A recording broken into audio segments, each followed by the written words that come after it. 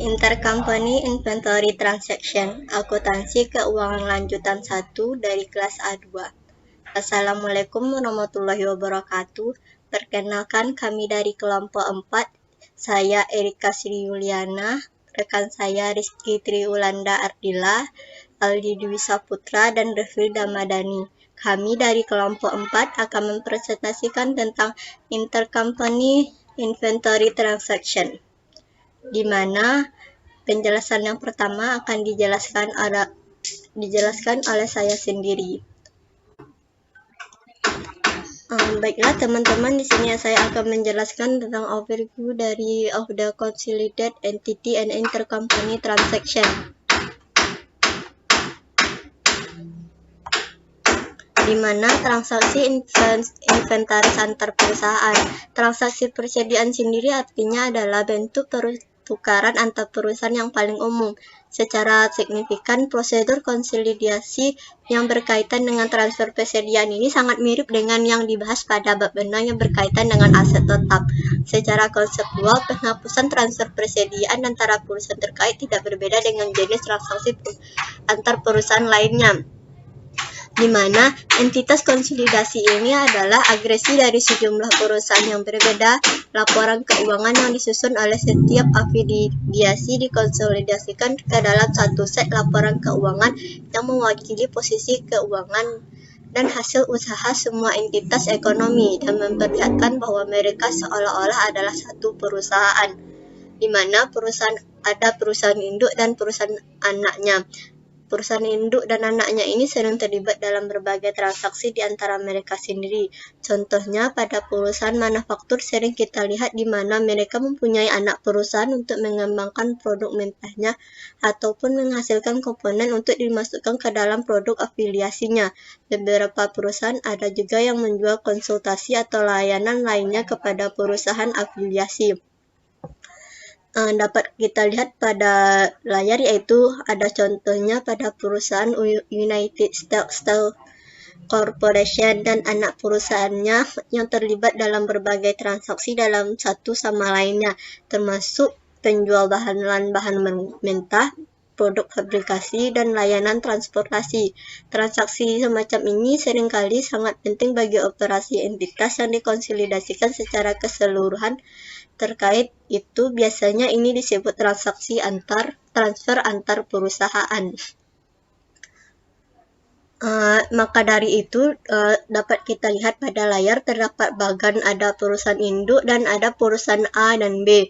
Maka dari itu dapat kita simpulkan, ide utama dalam laporan keuangan konsolidasi adalah bahwa mereka melaporkan aktivitas dari afiliasi yang melakukan konsolidasi, seolah-olah afiliasi yang terpisah sebenarnya merupakan satu set perusahaan.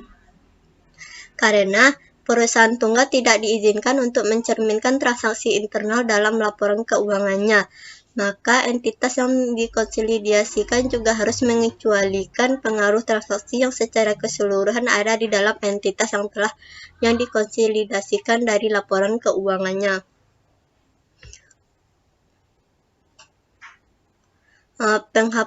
Elimination of intercompany transfer.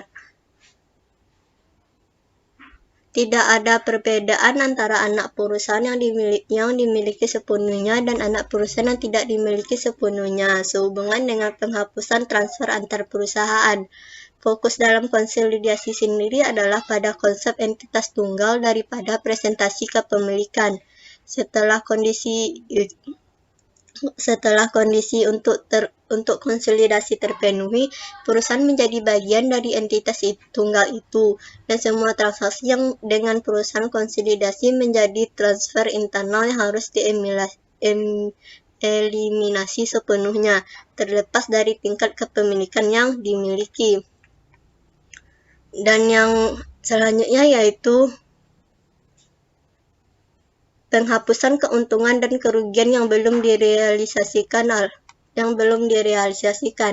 Perusahaan biasanya mencatat transaksi dengan afiliasi dalam catatan akuntansi mereka dengan dasar yang sama, seperti transaksi dengan entitas non-afiliasi, termasuk pengakuan keuntungan dan kerugian, laba atau rugi dari penjualan suatu barang kepada pihak berelasi. Biasanya dianggap terrealisasi jika penjualan itu tetapi laba tidak dianggap direalisasikan untuk tujuan konsolidasi sampai dikonfirmasi. Biasanya melalui penjualan kembali kepada pihak yang tidak terkait. Laba yang belum dikonfirmasi dari transfer antar perusahaan ini disebut sebagai laba antar perusahaan yang belum direalisasikan. Dan yang selanjutnya yaitu transaksi persediaan, di mana transaksi persediaan adalah bentuk pertukaran antar perusahaan yang paling umum. Semua pos pendapatan dan beban yang dicatat oleh para partisipan harus dieliminasi sepenuhnya dalam penyusunan laba rugi konsolidasi. Dan nilai tercatat dari aset yang ditransfer harus disesuaikan sehingga muncul di neraca konsolidasi dengan biaya pemilik asli.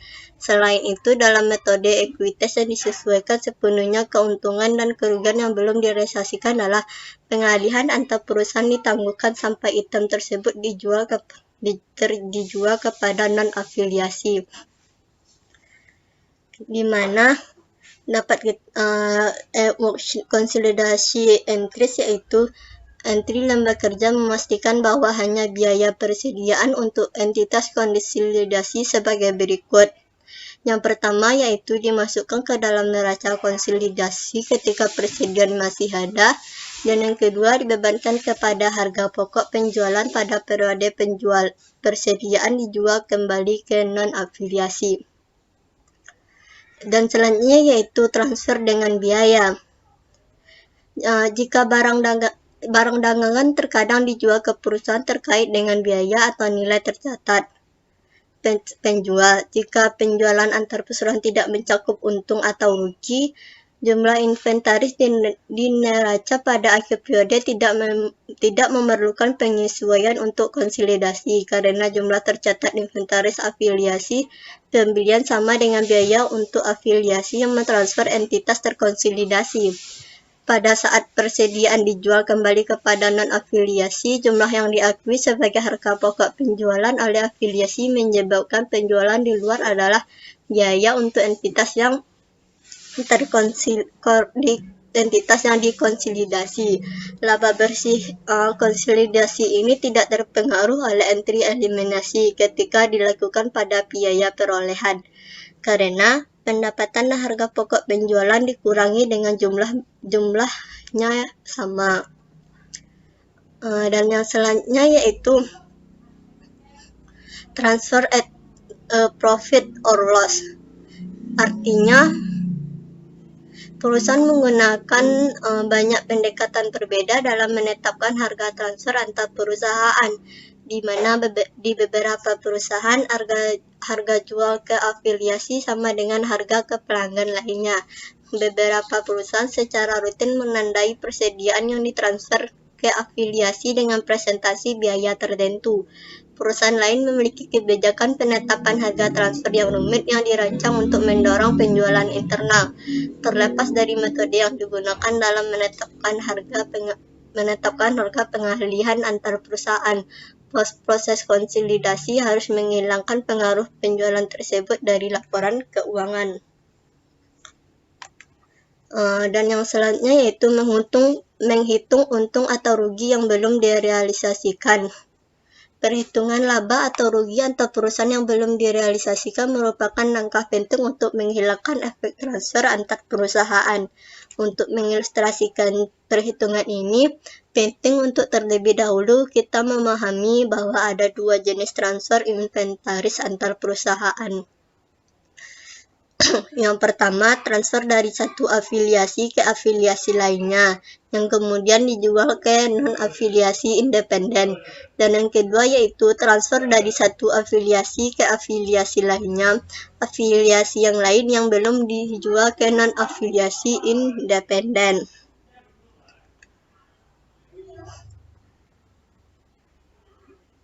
Dan Selanjutnya yaitu kita berbicara tentang contohnya. Dapat kita lihat dalam setiap kasus perusahaan A membeli inventaris dengan transaksi wajar dari pihak independen. Kemudian perusahaan A mentransfer inventaris ke perusahaan B dengan keuntungan.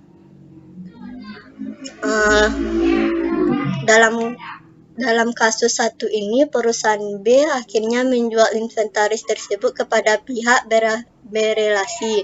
Namun dalam kasus 2, perusahaan B masih menyimpan persediaan pada akhir periode pelaporan. Laba kotor pada kasus 2 pengalihan dari perusahaan A ke perusahaan B merupakan laba antar perusahaan yang belum direalisasikan karena persediaan belum dijual kepada pihak independen. Ketika perusahaan menjual ke perusahaan afiliasi secara rutin pada akhir periode pelaporan keuangan, beberapa persediaan seringkali masih ada menunggu untuk dijual ke pihak independen. Dengan demikian, pada kasus di depan dapat mewakili penjualan antar perusahaan antara dua perusahaan yang sama selama periode dan sebelum akhir dan di akhir periode.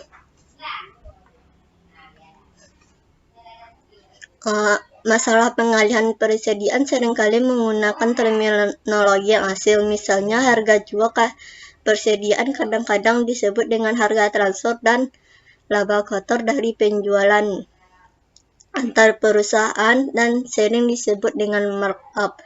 Berdasarkan definisi ini, istilah lain untuk presentasi laba kotor hanyalah markup pada penjualan.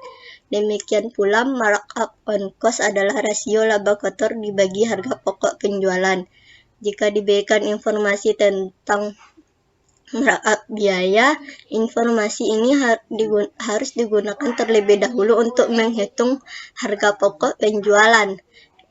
Kemudian hitung laba kotor dan presentasi laba kotor untuk menentukan laba kotor yang belum direalisasikan atas pengalihan persediaan antar perusahaannya.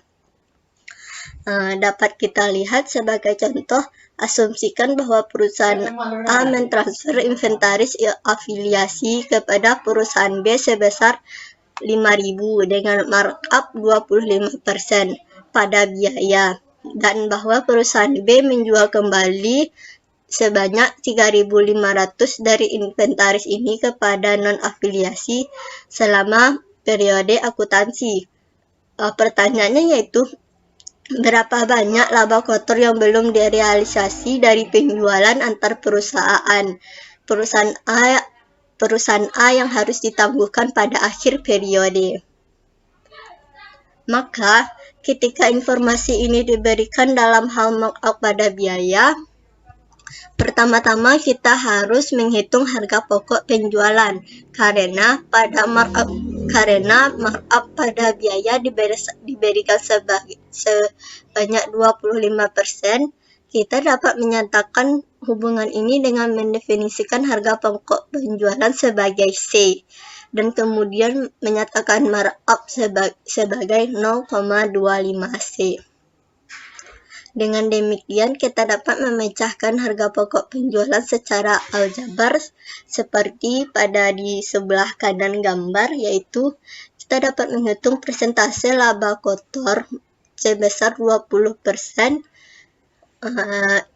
artinya 10.000 ditambah 5.000, dan setelah itu kita memecahkan saldo akhir perusahaan sebesar 1.500. Selanjutnya, materi yang selanjutnya akan dijelaskan oleh teman saya, Devri. Kepada Devri dipersilahkan. Saya akan menjelaskan materi selanjutnya, yaitu the following unrealized profit or loss on the parent books. Untuk tujuan konsolidasi, laba yang dicatat atas penjualan persediaan antar perusahaan diakui pada periode penjualan kembali persediaan kepada pihak yang tidak berelasi sampai titik penjualan kembali. Semua keuntungan antar perusahaan harus ditangguhkan. Ketika perusahaan induk menjual persediaan ke anak perusahaan yang disebut sebagai penjualan downstream, setiap keuntungan atau kerugian atas transfer tersebut dibebankan kepada pemegang saham perusahaan induk. Ketika anak perusahaan menjual persediaan kepada induknya, disebut dengan penjualan upstream. Setiap keuntungan atau kerugian diperoleh pemegang saham anak perusahaan. Jika anak perusahaan dimiliki sepenuhnya, semua keuntungan atau kerugian pada akhirnya dibebankan kepada perusahaan induk sebagai pemegang saham tunggal. Namun, jika anak perusahaan penjual tidak sepenuhnya dimiliki, laba atau rugi penjualan dulu dibagi antara menangguhkan laba dan rugi yang pemegang saham non pengendali pada lembar kerja konsolidasi berdasarkan metode ekuitas yang disesuaikan sepenuhnya. Laba atau rugi yang belum direalisasi atas transfer persediaan antar perusahaan ditangguhkan dalam pembukuan induk untuk memastikan bahwa laba bersih induk perusahaan sama dengan kepentingan non pengendali, kepentingan pengendali dalam laba konsolidasi. Laba ditahan sama dengan laba ditahan konsolidasi. Satu-satunya pertanyaan adalah apakah semua dengan transaksi downstream atau bagian proporsional induk perusahaan dengan transaksi upstream dari laba kotor yang belum direalisasi harus ditangguhkan pada pembukuan induk. Ayat jurnal pada pembukuan induk untuk menangguhkan laba kotor yang belum direalisasi adalah sebagai berikut, di mana income from subsidiary itu dikredit, investment in subsidiary itu dikredit. Selanjutnya, the following unrealized profit or loss in the consolidation. Ketika penjualan antar perusahaan mencakup laba atau rugi yang belum direalisasi, entry lembar kerja yang diperlukan untuk konsolidasi pada periode transfer harus menyesuaikan akun-akun di laporan laba rugi dan neraca konsolidasi, di mana laporan laba rugi, penjualan dan harga pokok penjualan, semua pendapatan penjualan dari transfer antar perusahaan dan harga pokok penjualan terkait yang dicatat oleh afiliasi transfer harus dihapus. Neraca persediaan, seluruh laba atau rugi yang belum direalisasi atas transfer antar perusahaan harus dikeluarkan dari persediaan sehingga akan dilaporkan sebesar biaya perolehan kepada entitas konsolidasi. Laporan keuangan yang dihasilkan tampak seolah-olah transfer antar perusahaan tidak terjadi. Salah satu cara untuk menghilangkan keuntungan atau kerugian persediaan antar perusahaan adalah dengan secara terpisah menghilangkan efek dari pertama penjualan satu afiliasi ke afiliasi lain yang kemudian dijual kembali ke pihak yang tidak terafiliasi, dan penjualan dari satu afiliasi ke afiliasi lain yang belum dijual kepada orang atau entitas yang tidak terafiliasi. Untuk menjelaskan bagaimana secara terpisah menghilangkan efek dari jenis transfer persediaan dengan contoh sebagai berikut. Total intercompany sales dari sales dan COGS, mana sales dikurangi COGS itu 4.000 dikurangi 3.200 memperoleh gross profit 800. Itu juga result to non affiliate itu 3.000 dikurang 2.400 600. Kemudian inventory on hand 1.000 dikurang 800 memperoleh gross profit 200.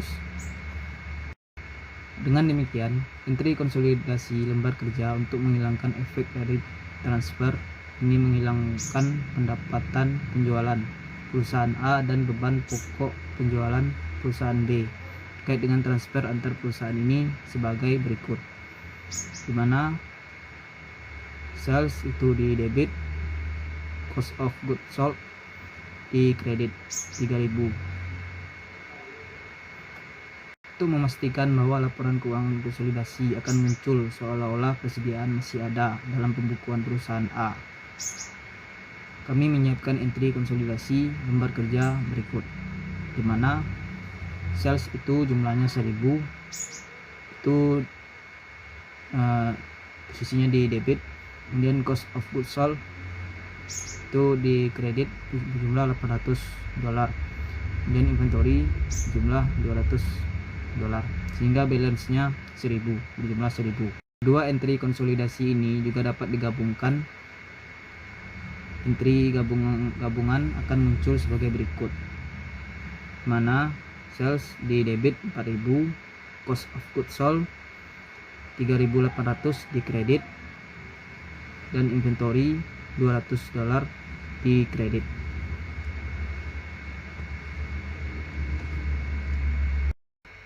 Setelah menyiapkan bagan ringkasan, transfer inventaris internal 3 kali 3 entry gabungan eliminasi ini dapat diambil langsung dari bagan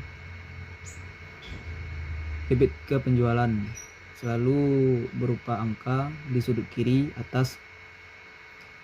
Kredit ke harga pokok penjualan selalu merupakan penjumlahan angka-angka di kolom tengah baris atas. Penjualan antar perusahaan yang akhirnya dijual kembali ke non-afiliasi, dan baris tengah kolom ketiga, harga pokok penjualan antar perusahaan dalam persediaan masih ada di tangan. Akhirnya kredit ke perusahaan adalah jumlah laba kotor yang belum direalisasi di kolom kanan bawah. Tujuan dari kredit ke persediaan ini adalah untuk memastikan bahwa persediaan muncul dalam laporan keuangan konsolidasi pada biaya awal dari transaksi wajar. Dengan asumsi persediaan pada kolom 2 yang masih ada pada akhir tahun pertama, selanjutnya dijual pada tahun berikutnya, maka mengakui laba kotor yang ditangguhkan dari tahun pertama ke tahun kedua adalah tepat. Hak jurnal yang pada dasarnya memaksa realisasi laba kotor ini untuk diakui dalam laporan keuangan konsolidasi pada tahun kedua adalah dengan mengkreditkan harga pokok penjualan dan mendebit akun investasi pada anak perusahaan sebagai berikut, mana investment in subsidiary 200 di debit, cost of goods sold 200 di kredit.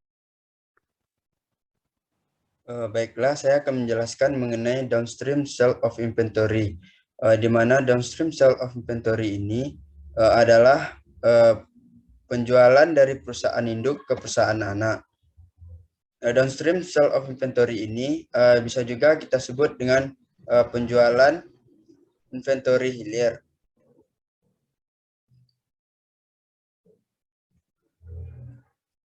Downstream sale of inventory adalah laba bersih konsolidasi harus didasarkan pada pendapatan yang direalisasikan, karena keuntungan antar perusahaan dari penjualan hilir ada di buku induk.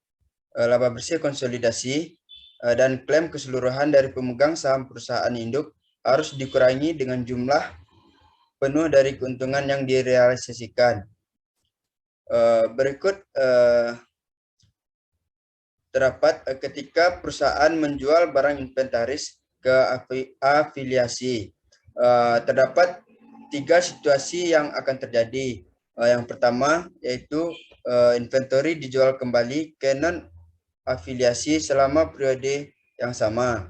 Yang kedua, inventory dijual kembali ke non-afiliasi selama periode berikutnya. Dan yang ketiga, inventory dipertahankan selama 2 periode atau lebih oleh pembeli afiliasi.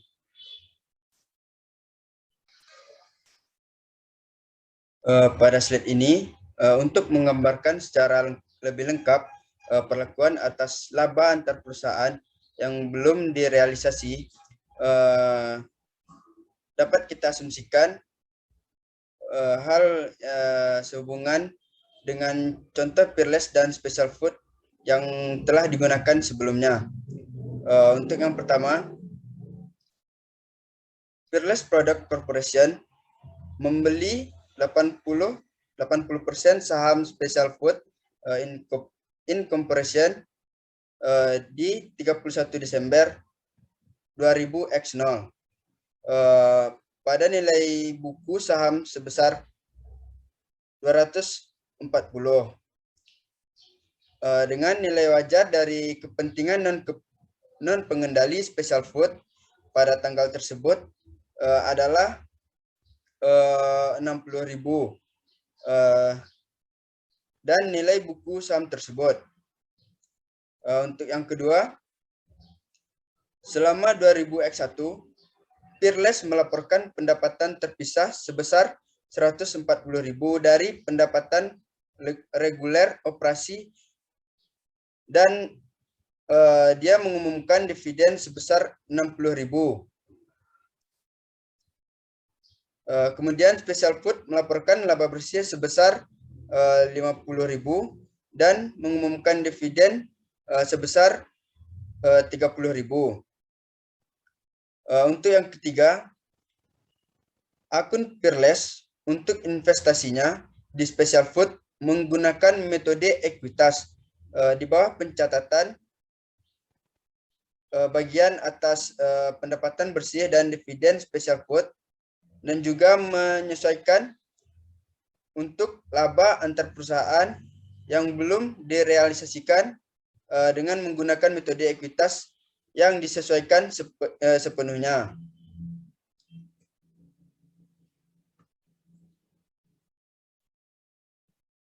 Sebagai ilustrasi dari efek downstream inventory sale, kita lihat pada soal ini bahwa pada 1 Maret 2001, Peerless membeli inventaris seharga 7.000 dan menjual kembali ke Special Food seharga 10.000 pada 1 April.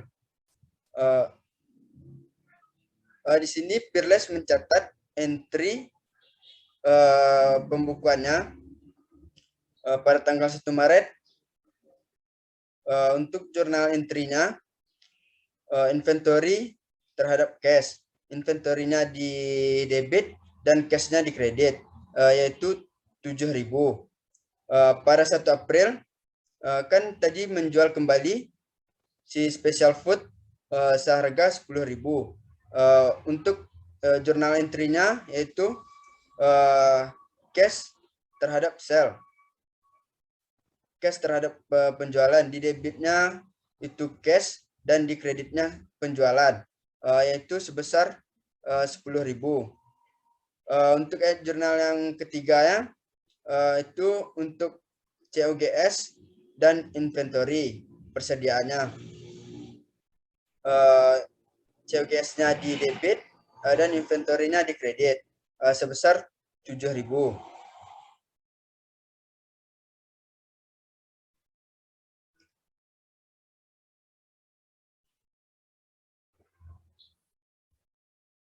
Pada slide ini dapat kita lihat Special Food record the purchase of the inventory from Peerless with the following entry. Di sini adalah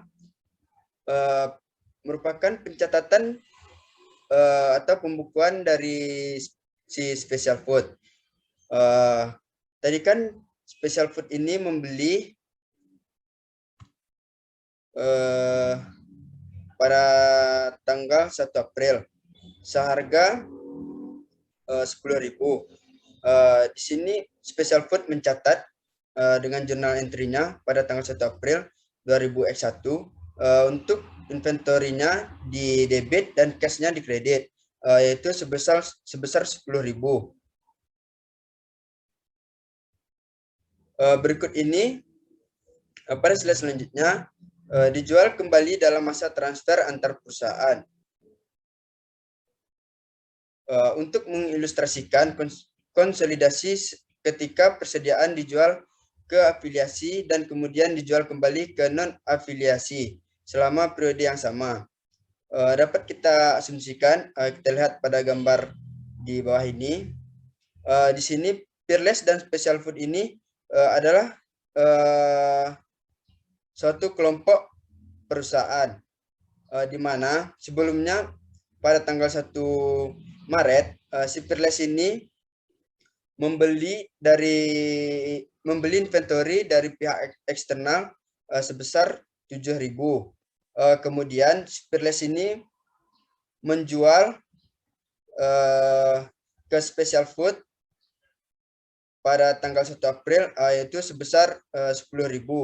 Dan si special food ini menjual kembali ke pihak luar sebesar 15.000. Itulah yang disebut dengan downstream sale of inventory.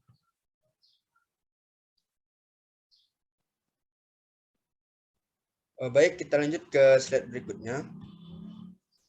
Pada slide ini dapat kita lihat si Peerless ini tidak perlu menangguhkan keuntungan antar perusahaan dalam pembukanya karena semua keuntungan antar perusahaan telah direalisasikan melalui penjualan kembali persediaan kepada pihak eksternal selama periode berjalan. Dan itu dinyatakan secara berbeda.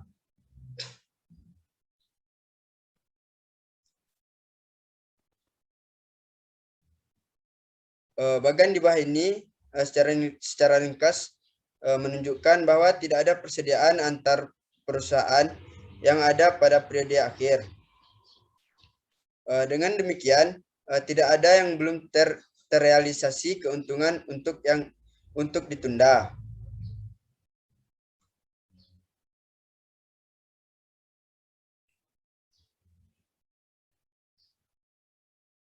Baik, pada slide berikutnya ini dapat kita lihat si special food ini mencatat penjualan kepada pihak yang tidak terafiliasi dengan pencatatan sebagai berikut. Di sini pada tanggal 5 November 2021 kan tadi di sini dapat kita lihat pada tanggal 5 November 2021 special food ini menjual inventaris yang dibeli dari Peerless ke pihak yang tidak terafiliasi seharga 15.000. Di sini pencatatan oleh special food mencatat penjualannya pada tanggal 5 November yaitu cash terhadap sale. Cashnya di debit dan salesnya atau penjualannya di kredit sebesar 15.000. Kemudian special food ini juga mencatat persediaannya yaitu cost of goods sold-nya sebesar 10.000 dan persediaannya sebesar 10.000.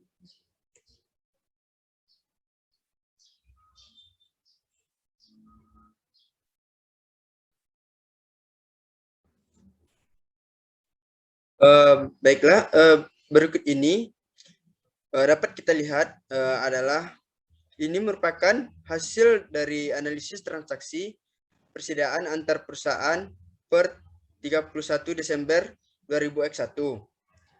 Di sini dapat kita lihat keuntungannya sebesar 8.000. Untuk jurnal eliminasi yang diperlukan untuk konsolidasi per 31 Desember 2021 yaitu di debitnya sales dan di kreditnya cost of goods sold yaitu sebesar 10.000.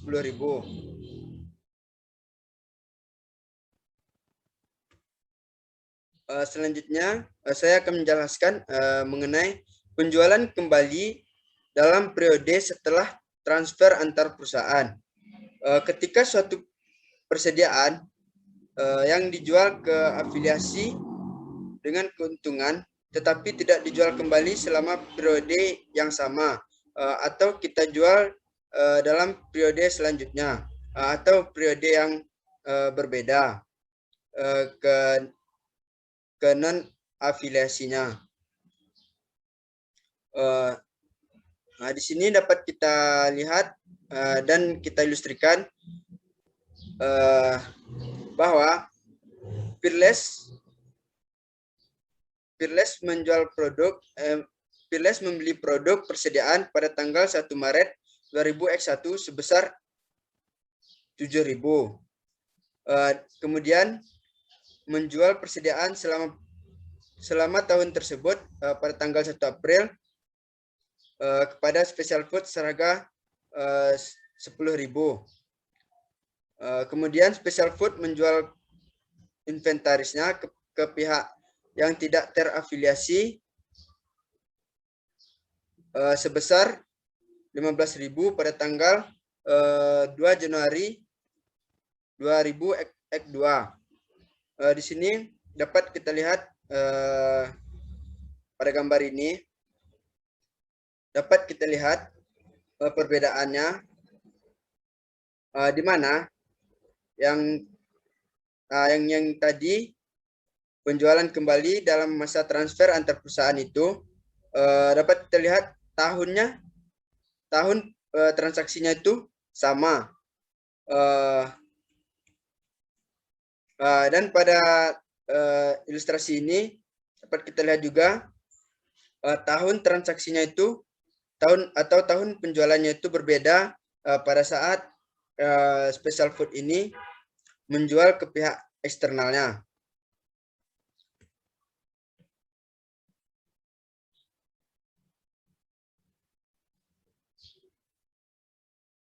Pada slide ini sampai akhir dengan tahun 2001 seluruh persediaan antar perusahaan masih tersedia di gudang Special Food.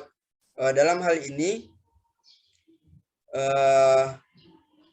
semua laba kotor antar perusahaan belum direalisasikan pada tanggal 31 Desember 2001. Dengan demikian, perusahaan Peerless perlu menangguhkan seluruh laba kotor antar perusahaan pada pembukuannya karena tidak ada laba antar perusahaan yang direalisasikan melalui penjualan kembali persediaan kepada pihak eksternal selama periode tersebut.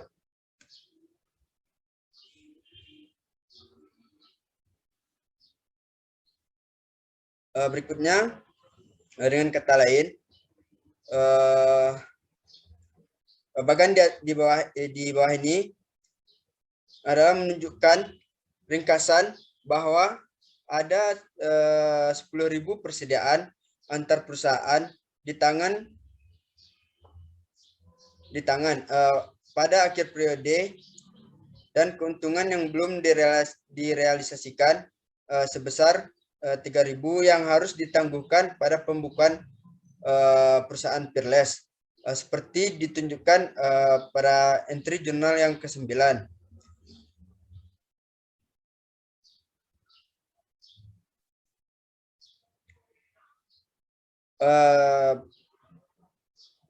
Pada slide ini saya akan menjelaskan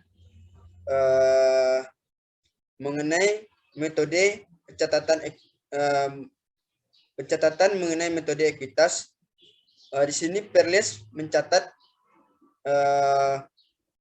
pembukuannya dari pendapatan Special Food dan dividen untuk 2000X1.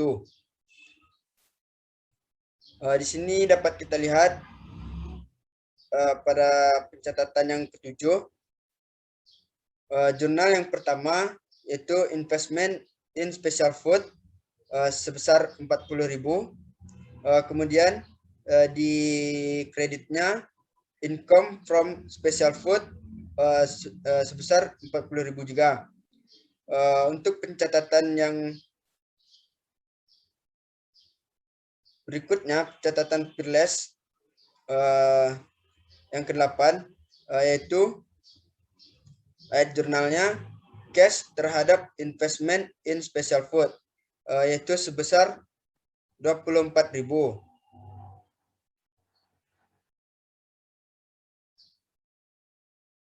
Di bawah ini dapat kita lihat metode ekuitas yang sepenuhnya disesuaikan oleh Peerless dan menangguhkan seluruh sebesar 30.000 dengan menggunakan metode ekuitas.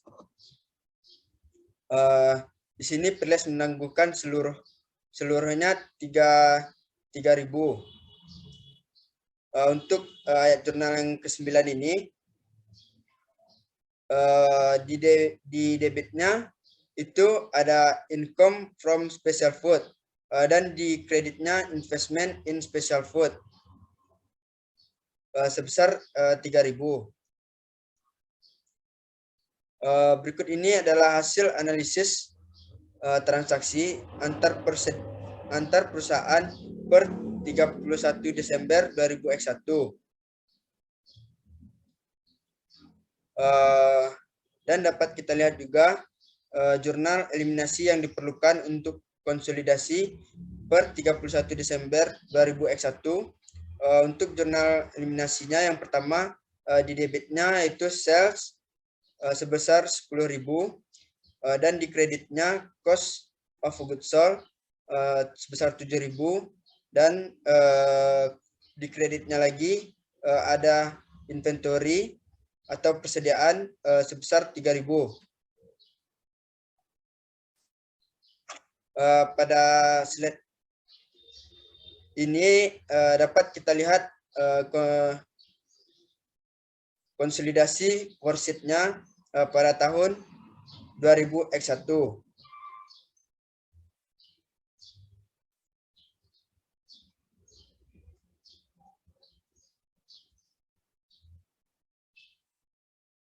Dan kemudian pada slide ini dapat kita lihat juga perhitungan untuk entry dasar konsolidasinya.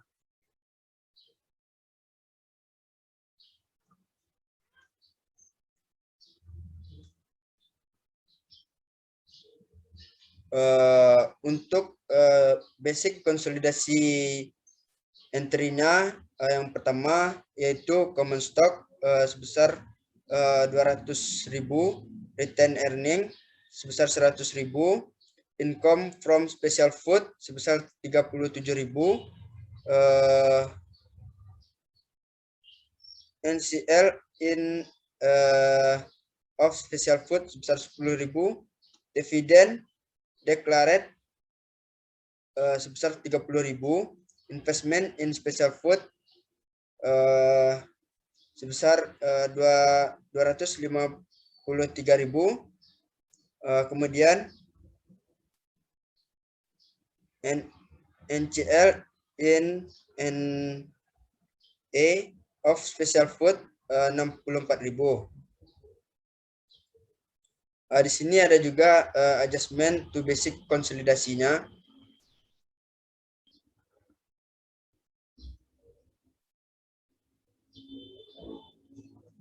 Dan pada slide ini juga dapat kita lihat konsolidasi net income-nya pada tahun 2021.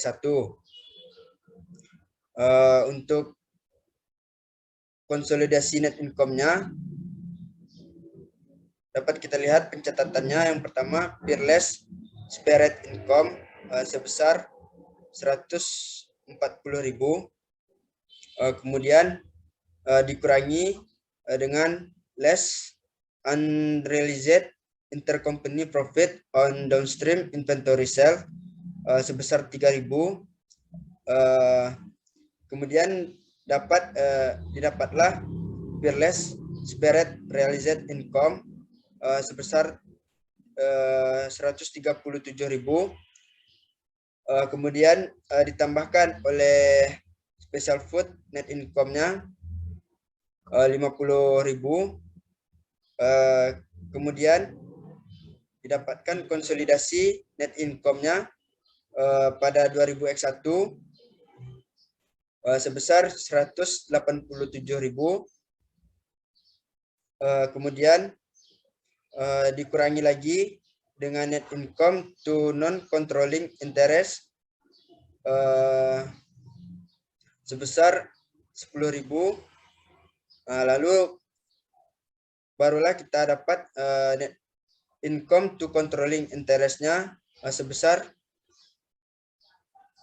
177.000. Baiklah, selanjutnya akan dilanjutkan oleh rekan saya. Untuk selanjutnya, pada tahun X2, Special Food menerima sebesar $15.000 saat dijual kepada pihak yang tidak berafiliasi, yaitu persediaan yang telah dibeli seharga $10.000 dari Peerless pada tahun X1. Juga pada catatan perles bagian prorata dari pendapatan bersih special food yaitu sebesar $75.000 dan dividen sebesar $40.000 untuk tahun X2. Untuk metode equity dan juga jurnal tahun X2 itu sama dengan tahun X1, yaitu untuk investment in special food dan juga income from special food sebesar 80% dari $75.000 yaitu masing-masing $60.000. Dan juga untuk pencatatan dividennya, kas pada investment in special food 80% dari $40.000 yaitu sebesar masing-masing $32.000. Untuk jurnal nomor 12 ini merupakan kebalikan dari jurnal nomor 9 karena awalnya itu di-defer, jadi diakui kembali naik yaitu sebesar $3.000 masing-masingnya, yaitu dengan jurnalnya yang awalnya income from special food terhadap investment in special food, dan untuk mengakuinya kembali maka jurnalnya menjadi investment in special food dan juga income from special food masing-masing sebesar $3.000. Berikut ini adalah hasil analisis transaksi persediaan antar perusahaan per 31 Desember tahun X2. Sebagai perusahaan yang terkonsolidasi, maka sudut pandang kita untuk HPP-nya adalah sebesar $7.000. Maka kita harus kurangi sebesar $3.000. Untuk jurnal eliminasi yang diperlukan untuk konsolidasi 31 Desember tahun X2 setelah persediaannya terjual, yaitu investment in special food 3.000 dan juga cost of goods sold 3.000. Karena untuk HPP kita hanya sebesar 7.000, maka kita harus kurangi sebesar 3.000. Untuk perhitungan kalkulasi nilai bukunya sama saja dengan perhitungan tahun X1, hanya saja perubahan terjadi terhadap angka-angkanya saja, dan juga untuk penyesuaian jurnal konsolidasinya, yaitu net income untuk saham non-pengendali 20% yaitu sebesar 15.000, perles 80% dari 75.000 menjadi 60.000, dan juga karena adanya reverse gross profit deferral sebesar 3.000 maka jadi 63.000 untuk pendapatan yang akan dieliminasi untuk perles, sedangkan untuk saham non pengendali sebesar 15.000.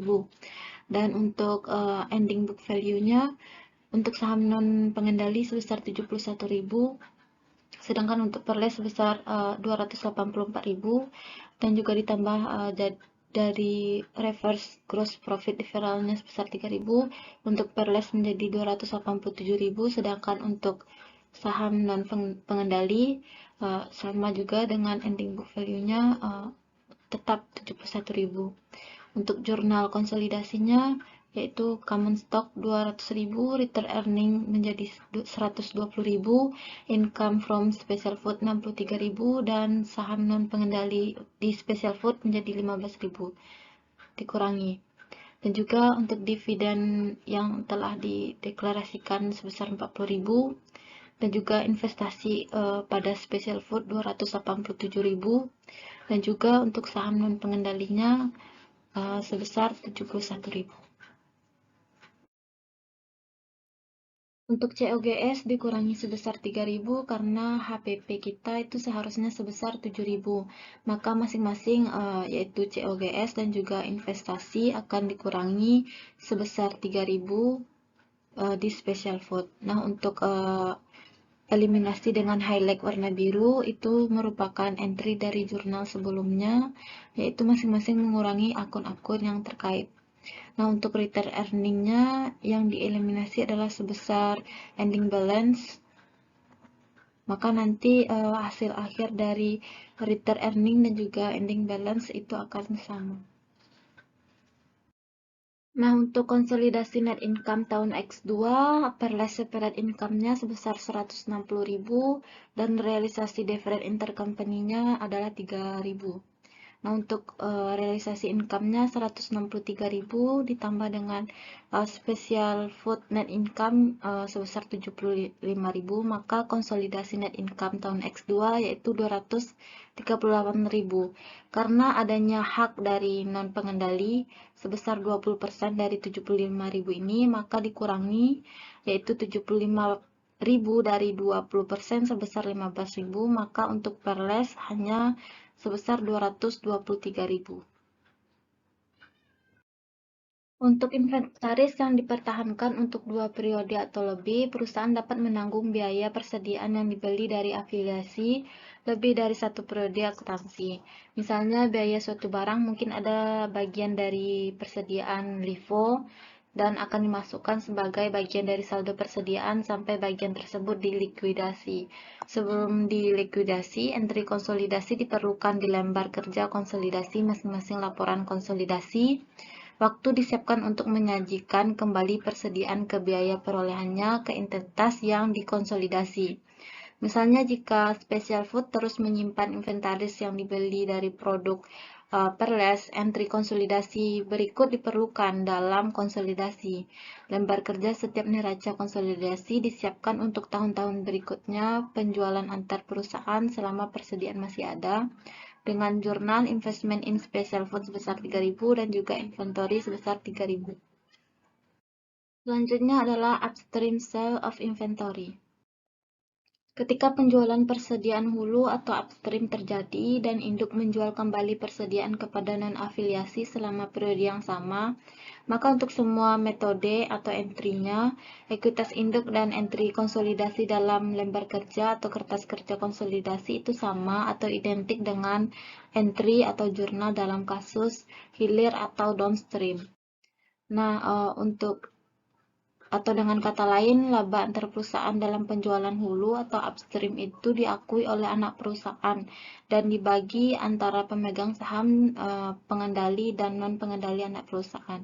Jadi ini upstream itu dari anak ke induk atau ke atas. Asumsikan Special Food membeli persediaan pada tanggal 1 Maret 2001 seharga 7.000 dan menjualnya ke Peerless seharga 10.000 pada tahun yang sama. Peerless memegang inventaris pada sampai 2 Januari tahun X2. Pada saat itu Peerless menjualnya kepada pihak yang tidak berafiliasi seharga 15.000. Nah, untuk jurnal entry equity method tahun 2000 X1-nya itu sama, yaitu investment in special food dan juga income from special food 80% dari kepemilikan Peerless atas income di special food yaitu sebesar masing-masing 40.000 dan juga untuk dividen cash dan investment in special food-nya sebesar 24.000 masing-masing. Untuk jurnal entry lainnya sama saja dengan downstream, satu-satunya perbedaan terletak pada jurnal eliminasi, yaitu pendapatan kotor yang belum direalisasikan dalam penjualan inventory dari special food. Karena di downstream tadi itu kita akui seluruhnya yaitu sebesar 3.000, tapi kalau di upstream kita koreksi dan kita hanya mengakui sebesar 80% kepemilikan, karena kita hanya memiliki 80% dan 20% lainnya adalah hak non pengendali atau hak minoritas. Yaitu untuk jurnalnya income from special food pada investment in special food yaitu sebesar 2.400 masing-masing dari 3.000 dikali 80% dari kepemilikan saham kita di special food. Untuk perhitungan kalkulasi nilai buku itu di upstream dan juga di downstream itu sama, tetapi perbedaannya terletak pada penyesuaian. Kalau di downstream kita pakai reverse gross profit deferral yang langsung mengurangi sebesar 3.000 pada Peerless, sedangkan kalau di upstream kita gunakan gross profit deferral yang mana kita juga memperhitungkan hak minoritas sebesar 20% dari 3.000 yaitu 600 dan untuk Peerless sebesar 80% dari 3.000 yaitu sebesar 2.400. Jadinya untuk pendapatan yang akan dieliminasi dari hak non pengendali sebesar 9.400 dan juga untuk Pirles sebesar 37.600. Sedangkan untuk ending book value-nya 64.000 untuk non pengendali dan juga 256 untuk Pirles, dan juga masing-masing dikurangi 600 dan juga 2.400, maka untuk penyesuaian nilai bukunya untuk hak non pengendali 63.400 dan juga untuk Pirles sebesar 253.600. Setelah kita memperhitungkan kalkulasi nilai buku dan juga penyesuaiannya, maka kita dapat membuat jurnalnya, yaitu common stock sebesar 200.000, return earning 100.000, untuk income from special food 37.600, dan juga untuk saham non pengendali di special foodnya dapat 9.400. Untuk dividen yang akan dideklarasi sebesar 30.000, yaitu kalau untuk investment di special food sebesar 253.600 dan juga untuk saham non pengendali di special food sebesar 63.400.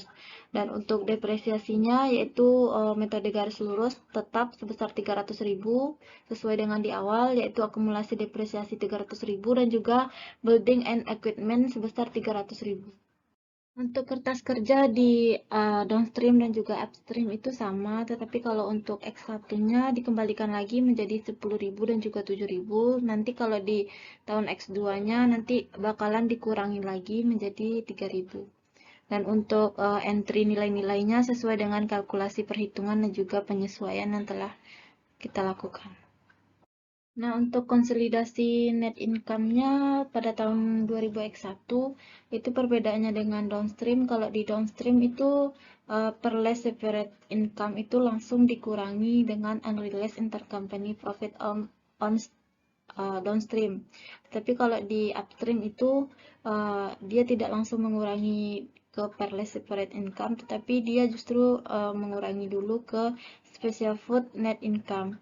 Nah, itu didapat 47.000. Terus untuk konsolidasi net income 2000X1-nya sebesar 187.000. Nah, untuk income non-controlling interest-nya yaitu 47.000 ini dikalikan dengan 20% untuk hak minoritas, yaitu sebesar 9.400, dan untuk income Pirlesnya atau controlling interest-nya itu sebesar 177.600. Demikian presentasi dari kelompok kami, yaitu kelompok 4. Mohon maaf apabila ada kekurangan dan kesalahan. Kami akhiri dengan wassalamualaikum warahmatullahi wabarakatuh.